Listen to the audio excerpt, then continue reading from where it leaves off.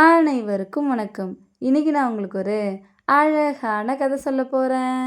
ஒரு ஊர்ல ஒரு வீடு இருந்துச்சாம். அந்த வீட்ல அப்பா, அம்மா, பையன்னு 3 பேர் இருந்தாங்களாம். 3 பேருமே ஒரு நல்ல வேலையில இருந்தாங்களாம். பணத்துக்கு பெருசா எந்த கஷ்டமும் இல்லையாம். அது செல்போன்லாம் வராத லேண்ட்லைன் காலமா. அந்த மாசம் அந்த வீட்டோட டெலிஃபோன் பில் ரொம்ப அதிகமா வந்துச்சாம்.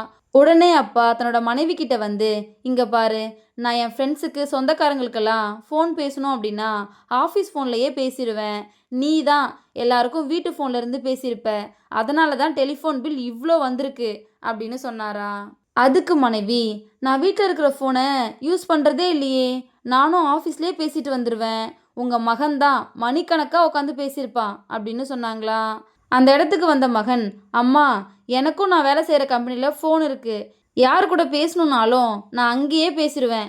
இன்கமிங் கால் மட்டும்தான் நம்ம வீட்டுக்கு வரும் அப்படின்னு சொன்னானா.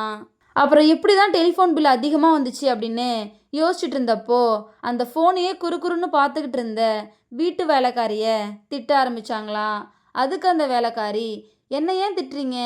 நானும் உங்களை மாதிரி தான் என்னுடைய நண்பர்களுக்கு சொந்தக்காரங்களுக்கு பேசணுன்னா நான் வேலை செய்கிற இடத்துல இருந்து பேசுகிறேன் அப்படின்னு சொன்னாங்களாம். இதை கேட்ட எல்லாரும் வாய் அடிச்சு போய் நின்னாங்களாம். இதோட இந்த கதை முடிஞ்சிருச்சு.